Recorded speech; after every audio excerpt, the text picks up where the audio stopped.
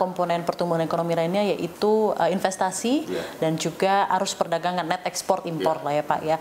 Apakah pemerintah menyiapkan langkah konkret jika eskalasi konflik ini akan mengganggu dua komponen ini yaitu investment dan net ekspor?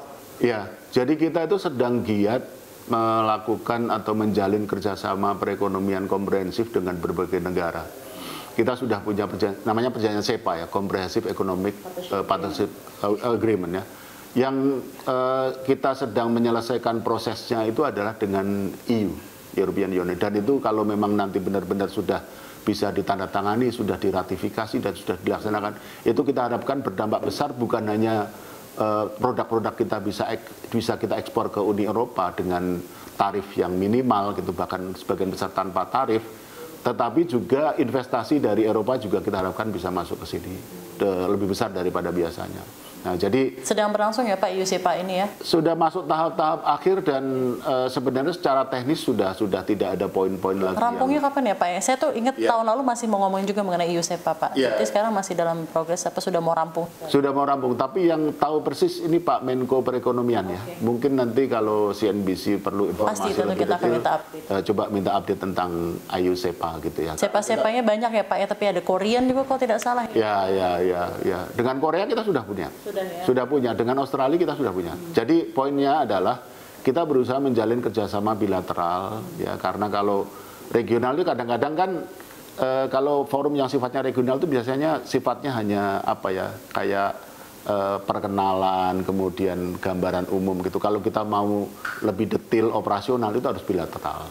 Kunjungan Bapak Presiden ke India, kemudian ke Rusia yang terakhir itu kan juga di dalamnya ada komponen investasi, kemudian ada komponen perdagangan juga. Dan saya kira kita bisa rasakan ya, masyarakat bisa melihat bahwa Bapak Presiden sekarang sangat menganggap hubungan luar negeri ya, baik politik, perdagangan itu sebagai komponen yang sangat penting ya. Dan kita ingin bukan hanya Indonesia dipandang secara baik, terhormat di mata dunia, tapi kita harapkan ini berdampak positif terhadap kesejahteraan masyarakat ya, dalam bentuk investasi, kegiatan ekspor dan sebagainya. Iya, kemarin di Pak Saint Petersburg Economic Conference kayak ngomong one enemy is too many, 1,000 friend is too few. Maksudnya dalam hal ini stansesnya adalah memang kita memiliki sikap untuk terus mendukung perdamaian yang ada di dunia ya Pak ya, non-blok tapi juga efektif dan aktif selalu untuk berpartisipasi di geopolitik dunia begitu ya. Dan Bapak Presiden menyatakan kan kurang lebih kan ya kita berteman dengan sebanyak mungkin gitu. Kita tidak mau terpaku pada, kan banyak dulu yang bertanya, kita udah G20 tapi kenapa kita ingin masuk ke BRICS, ya kan gitu kan. Nah sekarang itu terbukti sebagai langkah yang strategis gitu kan gitu. Jadi kita menjalin kerjasama yang baik dengan negara-negara katakanlah Barat gitu ya. Tetapi juga kita berteman juga ya dengan Rusia, dengan Cina, Brasil, India dan sebagainya. Semakin banyak teman, semakin baik gitu ya. Bagaimana Anda melihatnya menjaga posisi netral secara geopolitis tetapi mendapat keuntungan ekonomi dan politik secara global Pak? Ataukah Bapak melihatnya ya obviously Indonesia pasti akan meraup keuntungan ini karena memang dunia ini arahnya sekarang nggak hanya unipolar ke negara-negara ekonomi adidaya yang besar, tapi multipolar. Sekarang seluruh negara itu Southern Hemisphere, Northern Hemisphere, Global South itu semua memiliki kekuatan masing-masing. Seperti apa Pak? Kuncinya kalau menurut saya ya, kemampuan kita untuk melakukan diplomasi secara bilateral ya dengan prinsip saling menguntungkan dan sejajar. Nah itu ya, jadi itu yang sedang kita lakukan, termasuk dalamnya untuk kepentingan ekonomi.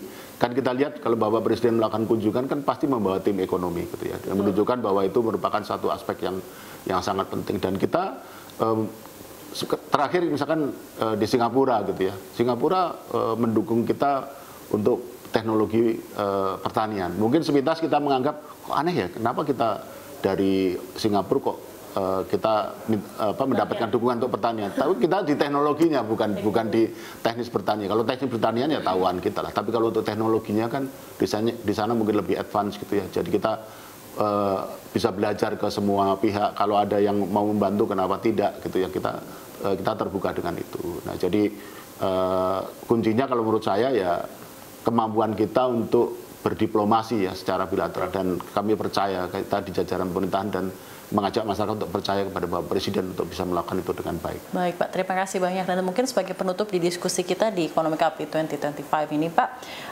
adakah sedikit Pak ya closing statement dari KSP, mungkin untuk pemirsa CNBC Indonesia, tentunya audiens yang ada dimanapun berada gitu ya Pak ya, harapan dan aspirasi yang mungkin bisa dijawab oleh Bapak gitu ya Pak ya, dari mereka tentunya dari pemirsa mengenai ekonomi di half 2 2025 ini. Apa yang bisa kita ekspektasikan Pak, dan bagaimana kiranya jadi pemerintah dapat memberikan dampak yang baik dan positif untuk negara kita dan masyarakat? Ya, kalau dari pemerintah sih tetap optimistik ya. Kita optimistik. Kita tidak mengatakan bahwa kita akan baik-baik saja. Kita tetap optimistik bahwa dengan yang kita lakukan sejauh ini kita akan bisa melalui dan mungkin tumbuh lebih cepat ya. Tetapi kita tidak bisa bekerja sendiri. Ya, kita perlu bekerja sama dengan non-pemerintah, masyarakat, dunia usaha dan sebagainya. Kita bahu-membahu. Kalau misalkan ada keluhan, silakan disampaikan. Kita di kantor staf presiden ini sering menerima keluhan dari pelaku usaha. Kita tindak lanjuti. Gitu ya, kita carikan solusi. Kita hubungi kementerian, lembaga teknis dan sebagainya. Karena kita tidak bisa bekerja sendiri, pemerintah.